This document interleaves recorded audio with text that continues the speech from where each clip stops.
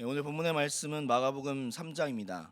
오늘 본문을 통해 우리가 주목해서 생각해 보아야 하는 것은 이 하나님의 진정한 가족은 어떠한 사람들인가라는 것입니다.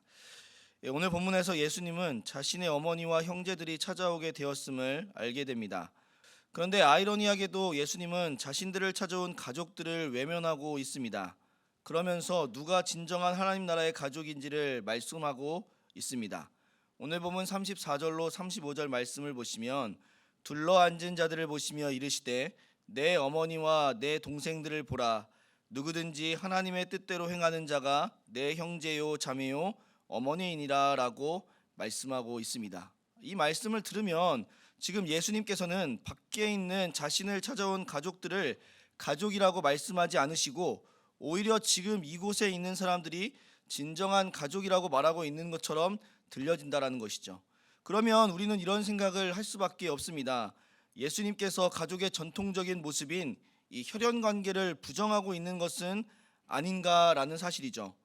예수님께서 이와 같은 말씀을 하시는 이유는 이 하나님의 뜻을 바라보지 못하는 예수님의 어머니와 동생들의 모습이 안타깝기 때문에 하시는 말씀이라고 생각하셔야 한다는 것이죠.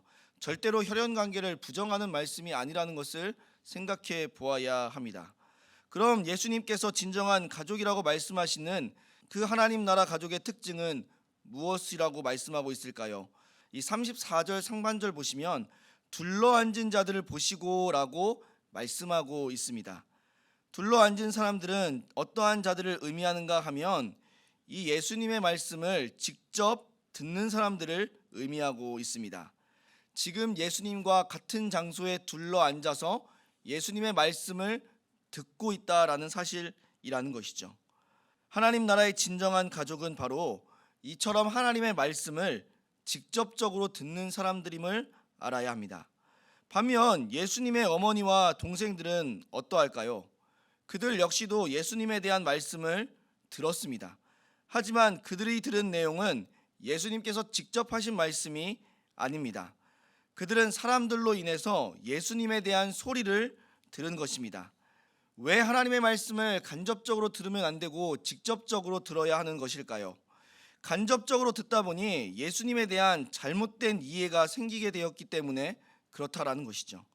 하나님의 말씀을 직접적으로 들으면 잘못된 행동을 하지 않고 하나님의 뜻대로 행할 수가 있습니다. 하지만 간접적으로 듣다 보면 누군가의 생각이 개입될 수밖에 없고 온전한 하나님의 말씀으로 받아들이기 어렵다라는 것이죠. 왜냐하면 우리의 특징은 들은 대로 전달하기보다는 우리의 생각을 약간씩 가미하는 경우가 있기 때문에 그렇다라는 것이죠. 그래서 말을 전달하는 과정을 보면 이 말이 조금씩 늘어나서 이 왜곡되는 경우가 종종 있다라는 것이죠. 지금 예수님의 어머니와 동생들도 그러하다라는 것입니다. 예수님의 말씀을 직접적으로 들었다면 이와 같은 행동을 하지 않을 텐데 사람들의 말을 간접적으로 듣다 보니 이러한 오해가 생겼다라는 것이죠. 무슨 오해입니까? 오늘 본문 21절 말씀을 보시면 이렇게 말씀하고 있다라는 것이죠.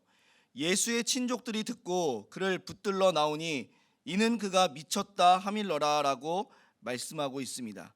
여기서 친족들이라 함은 예수님의 가족을 의미하죠. 지금 예수님을 찾아온 예수님의 어머니와 동생들이라는 사실이죠. 그런데 그들이 들은 소식은 어떠합니까? 예수님께서 미쳤다라는 것이죠. 왜 미쳤다라고 생각하게 되었을까요? 그것은 21절 이하에 나오는 이 바리새인들과 서기관들의 이야기 때문에 그렇다라는 것이죠.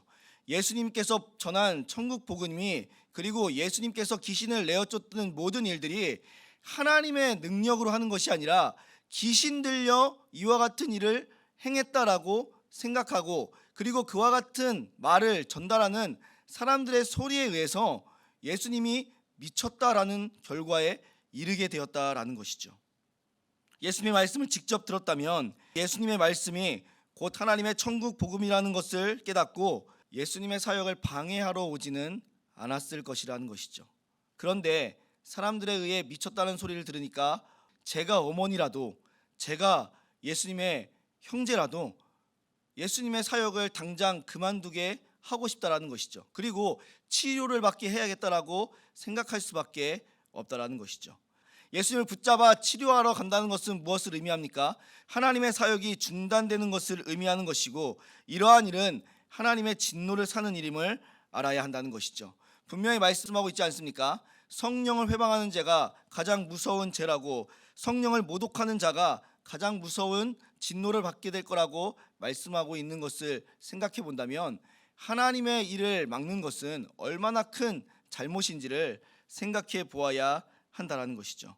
결국 가족들이 이곳에 찾아온 진정한 목적은 예수님을 붙잡아감을 통해 하나님의 사명을 감당하지 못하게 하기 위함이라는 것을 알아야 한다는 것이죠. 그리고 그와 같은 원인이 무엇이라고 말씀하고 있습니까? 예수님의 말씀을 직접적으로 듣지 못하고 사람들의 소리를 쫓게 됨으로 인하여서 참된 행동을 하는 것이 아니라, 하나님께서 원하시는 행동을 하는 것이 아니라 하나님께서 원하지 않는 행동을 하고 있다라는 것이죠. 이와 같은 우리를 범하지 않기 위해서라도 우리는 이 하나님의 말씀을 직접적으로 들어야 한다라는 것이죠.